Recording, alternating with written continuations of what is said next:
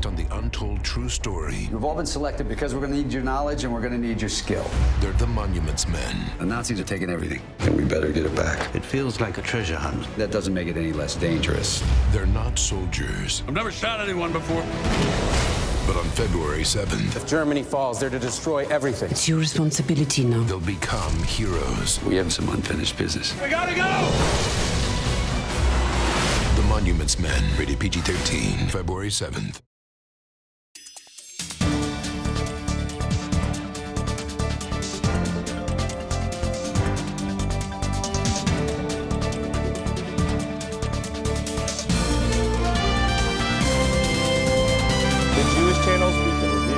What did the Iranian foreign minister say about the Holocaust? Iraqi Jews in the spotlight, from American Idol to the Bible, and more of the Jewish news that's changing your world right now in this episode of the Week in Review. Hello and welcome to the Jewish Channel's Week in Review. I'm Stephen I. Weiss. We have nothing against the Jews. That's a quote from Iran Foreign Minister Javad Zarif speaking to international leaders at a security conference in Munich. Zarif may have gone further. A report from a German TV station and picked up by Israeli media had Zarif telling the audience that the Holocaust was, quote, tragically cruel and should not happen again. That kind of message would present a strong contrast with the previous leadership of Iran under former President Mahmoud Ahmadinejad. And if it did happen, it wouldn't be the first time that Zarif has publicly acknowledged the Holocaust. In an interview with ABC's George Stephanopoulos last September, Zarif said, "And Holocaust was a heinous crime. It was a genocide. It must never be allowed to be repeated.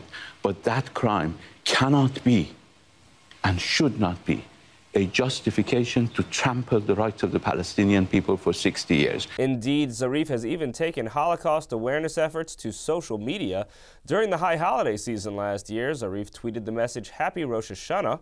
He was then challenged by the daughter of House Minority Leader Nancy Pelosi, who wrote back, "Thanks. The new year would be even sweeter if you would end Iran's Holocaust denial, sir." At the time, Zarif wrote back, "Iran never denied it. The man who did is now gone. Happy New Year." Interestingly, that last tweet from Zarif was deleted and replaced with one reading, "Iran never denied it. The man who was perceived to be denying it is now gone. Happy New Year." Essentially, Zarif was denying that the denial from the famous Holocaust denier had ever taken place. But either way, Zarif has over the past year placed himself firmly in the camp of historical fact and regret over the slaughter of 6 million Jews. His comments this week in Munich would simply be the latest in a line of several public statements asserting this, which is interesting because inside Iran, the official news agency is singing a different tune about Zarif's stance on the Holocaust. The Fars news agency reported that Zarif was, quote, misquoted in regard to his remarks about the Holocaust at the Munich conference this week. But there's more to this. Zarif was asked about his government's stance on the remarks made by Ahmadinejad over Israel over the years. Zarif said, quote, "Of course, we don't make the same statement the previous government made, but Israeli policies have deprived the Palestinian people of the most elemental rights. Until this is discussed, the crisis is not going away. Unless the rights of the Palestinian people are restored, there won't be a solution." This was taken by some as a claim that Iran would be willing to recognize Israel's existence as part of a peace deal with Palestine. The Fars news agency suggested that was wrong too, quoting the deputy foreign minister, saying, "Zarif completely rejected the remarks attributed to him and declared that the Islamic Republic's stance about the Zionist regime is what has been repeatedly announced by the country's diplomacy apparatus, and this stance has not changed." And whereas Zarif's original remarks got significant play on news worldwide, the retraction mostly got play in Iran and Israel. The same story is being told in different ways, depending on whom you're listening to. And on the topic of Zarif's comments at the Munich conference, next week on TJC, we'll have an interview with Israel Ambassador to the United Nations, Ron Prosor, who was at the conference. Moving on from Iran to Iraq, the history of Iraqi Jews is getting a new treatment in a museum exhibit. Christian Needon has that story. These boxes once held a treasure of Jewish cultural heritage, a trove of delicate paper discovered in Saddam Hussein's intelligence headquarters in Baghdad after the U.S. invasion of Iraq in 2003 and saved by the U.S. National Archives Preservation Team. The Museum of Jewish Heritage was selected to host an exhibition of those papers and other artifacts of Iraq's Jewish community for an exhibition titled Discovery and Recovery, Preserving Iraqi Jewish Heritage. Curator Gabriel Goldstein described the exhibit's importance. In terms of understanding history and understanding a community which no longer exists, which existed literally for millennia, and then no longer exists in situ, but we're able to understand better through this body of evidence. Goldstein described the role of those simple silver boxes in that preservation effort. And these are the containers which really preserve the items at their very first approach out of the mukhabarat basement, soaking wet or damaged, and then sent them on their journey to be preserved and then to be understood better. Museum Director David Marwell said that understanding the history behind these objects will help preserve the legacy of the dwindling Iraqi Jewish community. So these artifacts played roles in the lives of the Jews of Iraq, a community that began after the destruction of the Second Temple and existed for thousands of years. As late as 1949, there were 140,000 Jews in Iraq. I'm told that a third of the population of Baghdad was Jewish, and now there are about 10 Jews remaining, or less, fewer than 10. So these documents talk about the lives they led, their communal activities. Marwell noted that ancient aspect of Iraqi Jewish heritage is among the most important reasons for preserving these more recent artifacts. The impact of the Iraqi Jewish community is seen every day when students study Talmud, because the Babylonian Talmud was created in this area. So the Iraqi Jewish community is owed a tremendous debt on the part of Jews everywhere. To see more from the opening of Discovery and Recovery, Preserving Iraqi Jewish Heritage, now on at the Museum of Jewish Heritage in Manhattan, please tune in to the full broadcast edition of the Week in Review. Thank you, Christian. The life of author Norman Mailer is the subject of a new biography, and author J. Michael Lennon recently sat down with Meredith Gansman to discuss it. For anyone who's ever wondered how a nice Jewish boy from Brooklyn became big, bad Norman Mailer, you'll have to check out Norman Mailer, A Double Life by Mike Lennon. And Mike is joining me in the studio today. Thank you so much for coming down to TJC. My pleasure. I want to start our questions today with where many stories begin, in Brooklyn, where Mr. Norman Mailer is from. Talk to me about his upbringing in Brooklyn, his Jewish upbringing. He was born in Long Branch, where his grandfather was the chief rabbi. Rabbi Schneider, and his grandfather was sort of the leader of the Jewish community there, and so he grew up in awe of his grandfather, who was a very learned man. You met Norman Mailer, and your relationship with him began in 1972, correct? Correct. The famous argument on the Dick Cavett show between him and Gore Vidal that sparked you to write to him. But how did you first discover him and his writing? The Naked and the Dead. And I read that when I was maybe 16, and you know, it marked me forever. I'd never read anything quite so. It was a documentary novel about the miseries of war. What was it about his character that attracted you to him? He's not an easy guy to like. He came into prominence in the 60s because of his views against the war in Vietnam. He was bitterly against it. I was in the service. I got out. I was against the war in Vietnam too. So there was a generation, my generation, that came of age during the 60s, late 60s. Norman Mailer was a hero, and he had a hell of a style. I mean, it was funny, it was humorous, it was ironic, it was edgy, sardonic, bitter. I mean, he had a lot of notes on his organ. Right, and I'm sure you know more than even this book can hold, especially about one of the most notorious sides of his life, the women. The women. The women. Where do we even begin? He was very gallant with women, very sort of old-fashioned, you know, opening doors and things like that. He was a terrific flirt. He flirted with every woman, you know. I'd never seen him not flirt. He would go, "You're looking good today. Where did you get that smile, Meredith?" You know, he was like that. And he also felt that he was, every time he had an affair with another woman, he was reinventing himself. He was learning about himself, and he was learning about the woman as well. Right. So he took these things seriously. You had what every writer dreams of, the all-access pass to him for so many years, to the writings. How did that influence this work? Probably the biggest single advantage after access to him was access to his letters. He wrote 50,000 letters. There's 25 million words. It took me almost 4 years to read them. That was incredibly valuable because he was candid in his letters. He said what was on his mind. He didn't pull any punches. So he was funny, he was comic, he was angry, he was weird, you name it, everything.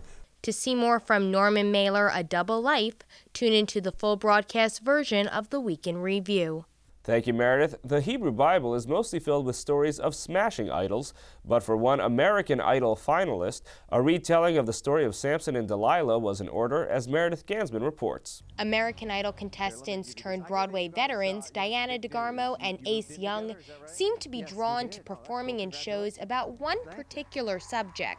Check out the husband and wife team in 2010's Broadway revival of Hair, and even before that, Diana starred in 2006 in Hairspray.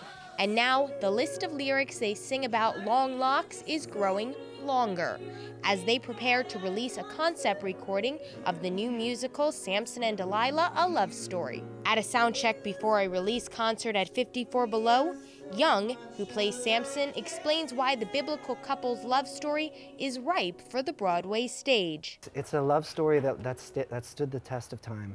It's about pretty much what we go through today. You meet somebody, you really like them, and life happens. And when life happens, you're forced to do something else, something you may not want to do. And in this case, Samson's definitely forced to do something else, which really angers Miss Delilah. And hell hath no fury like a woman with a pair of shears. As the story goes, the all-powerful and long-haired Samson meets and falls in love with the beautiful Delilah. But Delilah deceives Samson, ultimately cutting off the source of his strength, his hair. DeGarmo, who plays Delilah, credits composer and lyricist Ron Yatter for making this age-old tale sing. Ron has taken the biblical story of Samson and Delilah and no pun intended, has grown upon it. Well, yes, it is a musical, so you know some things have been musicalized to our benefit, but we like to believe that there is that we can show the beautiful love story, the tragic love story that kind of happened. Michael Moritz says this show has all the ingredients for a successful Broadway musical. It's really got great textures. Lots of different styles in the show. There's some great rock stuff. There's some pop breakout hits that really, work on their own without the show. To see more from Samson and Delilah, A Love Story, starring Ace Young and Diana DeGarmo, tune into the full broadcast version of the Week in Review. Thank you, Meredith. Finally, in this week's episode of Up Close, we look at unusual jobs in Jewish history. We'll explore why nearly every bartender in early modern Poland was Jewish, and why Israelis are trying to play NFL-style football today. Also in the episode, Fox News' Brian Kilmeade discusses the spy ring of George Washington and his book, George Washington's Secret Six, with Kilmeade revealing the Jewish helper Washington had. Here are some of the highlights from that interview. It's interesting to explore what made a spy back then. In a lot of ways, it's the spying that we've seen since the developments of the OSS and the CIA, where they had a cover in the sense that they were already elite in society. They owned businesses, they owned farms, what have you. You nailed it, cover story. They said, I need a guy who had a reason to go to the city. I need a guy that had a reason to be in the city. I need a guy that had a reason to get supplies. I need a farmer. I need people who belong on Long Island. The British wanted the economy to continue to grow. They didn't want to write checks for us, but they just wanted to get rid of the army right away and reestablish dominance. And through these men and one woman, 5 men and 1 woman, they were able to put together a ring that really mystified the British up until maybe 50 years ago. I did find, too, to the Jewish channel, that Haim Solomon, who, as I'm studying these 6, he provided a lot of financing. He provided a lot of interaction. Washington always felt he could contact to rely on him. And I think he was jailed twice in fighting and supplying for the Patriot cause. So Washington knew how to instill loyalty in people. And I think that the world took notice. Spying is a lot in the news period these days. And I'm wondering, what do you think about the applicability of what happened with Washington and the Secret Six back then, the Culper Ring back then, and what it says about spying today? You got to do what it takes to win. And yeah, you have to have values and ethics, but let me tell you something. First on the prisoners. When the British wanted to send a message, they were unbelievably brutal, hence hanging Nathan Hale. They would also starve and beat and torture our guys, and they would never let them out, and including our officers. So when Washington, it was pre-Geneva Convention. I was way pre-Geneva Convention. There's no gentleman, there's no Marquess of Queensberry rules either. Washington did something to get them to stop. When he caught their guys, he was ruthless to them. He said, here's your message. You do it to my guys. I'm going to get your guys. And they're going to go through the same thing as we went through. But that was the only thing that stopped the British from torturing our people. Number two, the CIA I met with, and I wanted to almost have them say to me, don't do this story. It's overblown. It's allegorical. It didn't really happen. And they said, not only did it happen, some of the things that they learned on the fly in the middle of a war, we teach our guys before we let them out, even let them out in the field. So these aren't even trained spies. They're doing dead drops, encryption, invisible ink, have cover stories. We're able to withstand a series of questioning and have spines of steel. So the CIA told me, we love this story. We back up this story. So I also have this sense that if you trust your leaders, if you agree with their objectives, you have to trust them to do what's necessary to keep us safe. And to bring it to today, the NSA, I know Michael Hayden. He endorsed the book. We missed his blurb. It'll be in the paperback.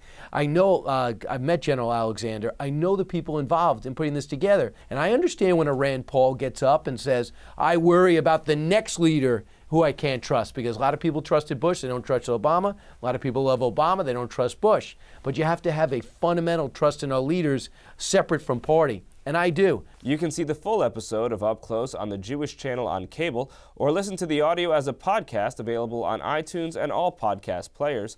That's all for this week. From all of us here at the Jewish Channel, be well. Jewish Channel is available on cable. Time Warner Cable Channel 528, IO Optimum Channel 505, RCN Channel 268, Bright House Channel 330, Verizon Fios Channel 900, Cox Cable Channel 1, Frontier Communications, and on Comcast in the on-demand menu under Premium Channels. For more information, visit tjctv.com.